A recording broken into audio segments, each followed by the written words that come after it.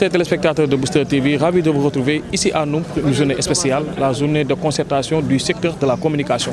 Tey nag dinañ waxtaanee ay thèmes yu am solo, dinañ waxtaanee ci wàllum communication média, dinañ waxtaanee télévision rajo lépp li nga xamante ne laal na réseaux sociaux doo leen ci tardé dara ak Booster Talent Booster TV bu ko defee di ngeen xam lépp li nga xamante ne tey waxtaanee nañ ko ci 3 journées yi. On y va. Habibou Dia, le directeur de la communication au ministère de la communication, des télécommunications et du numérique. Nous sommes aujourd'hui réunis ici sur instruction du chef de l'État, le président de la République, M. Bassirou Diomaye Diakhar Faye, qui a donné des instructions pour que le ministère de la Communication puisse organiser des concertations très larges sur le secteur de la communication. Ce qui justifie ici la présence non seulement des acteurs des médias à travers les organisations faîtières, le CNPIX, mais aussi les membres de la CAP, le CEDEPS, la Convention des jeunes reporters, l'Association des femmes des médias, l'URAC, le CTPAS, les techniciens, mais aussi les structures qui sont autour. Parce que les médias n'appartiennent pas uniquement aux acteurs des médias, c'est un bien commun des Sénégalais. C'est pour cela que la présence du ministre conseiller en communication et porte-parole plutôt de la présidence, M. Ousseynou Ly, est remarquée ici. Nous avons à nos côtés le président du Haut Conseil du dialogue social, M. Mamadou Lamine Dianté, mais aussi M. Aliou Sène, le président de la commission de communication au niveau de l'Assemblée nationale. La portée de ces discussions ne se limite pas uniquement aux médias classiques. Elle concerne également la régulation des plateformes numériques, parce que les travaux qui vont nous réunir devront porter sur les formes de régulation que nous allons avoir avec la loi portant nouvelle autorité de régulation, le code de la publicité, les conditions de travail des journalistes et des techniciens et leur protection sociale, le modèle et la gouvernance économique des entreprises de presse, l'incubation et l'entrepreneuriat pour les jeunes reporters, mais aussi des sujets très vastes et diversifiés concernant le relèvement qualitatif de la production audiovisuelle dans nos médias, les télévisions, les web TV, mais aussi les réseaux sociaux. Et c'est pour cela que vous avez également vu les acteurs de la cinématographie tels que Moussa Senapsa, Massamba Gueye, Babacar Mbaye-Ndak, ainsi que les techniciens des organisations de la société civile et les agences des Nations Unies pour nous accompagner sur les questions très importantes de respect des libertés fondamentales et des droits.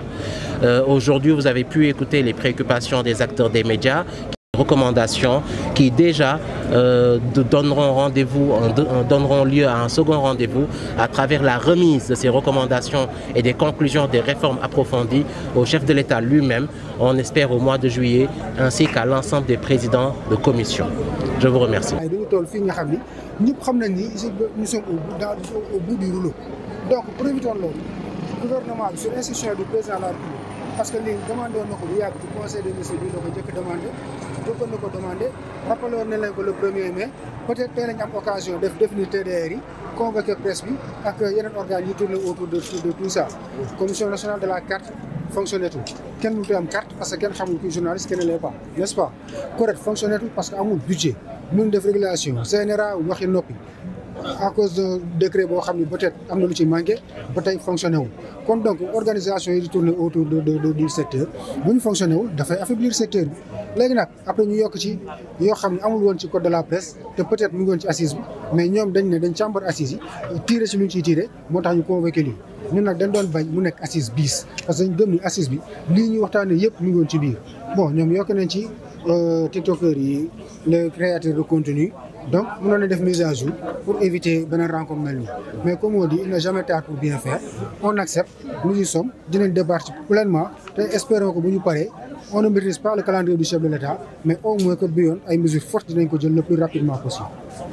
Voilà, merci beaucoup, chers téléspectateurs. Je suis ravi d'être avec Omar Wagué, DG Reflex Sénégal. Omar Ziana. Doli Chiar, mon ami, mon frère, ciao. maa ngi si jàmm bu baax. ñu ngi sant bu wér yow nag. macha allah maa ngi si jàmm bu baax tey nag lu war a sa teewaay tout d'abord ci journée bi nga xamante ne dañ ko jàllale lépp li nga xamante ne wàllum communication la. Tey suñu teewaay si journée de concertation sur l'intégrité de l'information.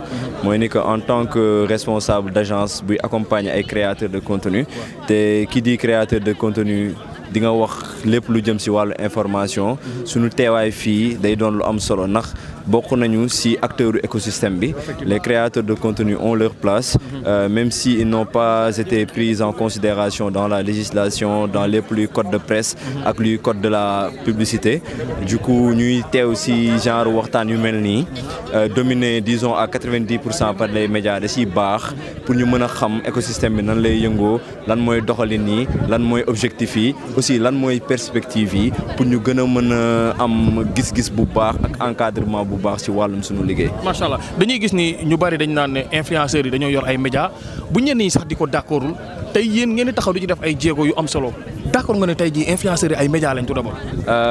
waaw mën nañ leen disons yor nañu plateforme yi mais mënaguñ leen considérer comme média dans la mesure où média dafa am ay normes yu koy réguler daa war a am nu mu structuré woo dafa war a am nu mu taxawoo te gëm naa ne par rapport ak l'influence tey tollaguñu foofu donc c'est juste des acteurs indépendants qui ont des plateformes et qui y véhiculent de l'information. Voilà. Merci beaucoup Omar. ñu ngi leen di jaajëfal sama xarit. dinaa ñëw seet si ko. ñëw fa merci. alors maa ngi taxaw ak Bachir KMB fii ci Num Bachir nuyu naa la ziar naa la. mais Thiam maa ngi lay nuyu di la ziar di nuyu ñëpp ñu ñuy seetaan. di wax ni c'est toujours un plaisir de gisante ak yow waxtaan ak yow. yow sama waay nga. waaw loolu la yàlla dogal. alors tey Bachir yaa ngi fii tey ci Num comme ni ma ko waxee ñu nekk taxawal waxtaan boo xamante ne am na solo ci wàllum communication tey ngay influenceur mais lan moo war a sa teewaay fii tey en tant que influenceur. bon je pense que nit ki moom tey mënoo wax football te woowoo jour. donc mënoo wax làmb te woowoo mbër. donc tey fii jamono toll mënoo wax communication woowoo créateur de contenu. woowoo influenceur donc genre événement yi bu amee. da ciy baax ñun ñi nga xamante ni ci la ñu nekk ci la ñuy yëngu. ñu ñëw teewee ko ñu ñëw fekkee ko pour mën cee jàngat. waaye aussi pour mën a joxe suñu gis-gis mën a joxe ci li nga xamante ni ci loolu la ñuy yëngu. parce que tey boo xoolee création de contenu wala influence c'est un nouveau métier. donc c'est un nouveau métier bi nga xamante ni gouvernement bi war na ko gën a bàyyi xel. war nañ ci aussi gën a mën a séntu ñi nga xamante ñoom ñoo ciy liggéey. donc ñu jàppale leen ci wàllum jumtukaay ñu jàppale leen aussi ci ay wàllum financement. macha allah parce que boo xoolee tey créateur de contenu yëpp équipe moo nekk seen ginnaaw donc ku nekk ci ñun am na benn vidéaste am na ku lay montel am na koo xamante ni moo lay gérer say affaire donc je pense que loolu entreprise te entreprise yi bépp entreprise boo gis. day soxla ñu régulariser ko. donc ci régularité boobu noonu la ñuy soxla état bi gën ñu cee jàppale waaye aussi. ñun aussi ñu xam ne lu ñu yor du neen. li ngeen yor di neen. waaw ñu xam ne lu ñu yor ni que c'est quelque chose de très important. dëgg la parce que tey téléphone toll na foo xamante ni mën na taal àdduna comme mën na defar àdduna. lu am solo donc voilà ñun ñu xam lu ñu yor bu baax a baax. ñu ciy def lu baax di ci vulgariser lu baax. loolu tamit lu am solo la. nekk na lu am solo résumé na te lu mu wax nii tamit macha allah kenn du ci teg dara Bachir c'est toujours un plaisir jàkkaarloo ak yow. plaisir partagé mon frère di la nuyu. waajëf.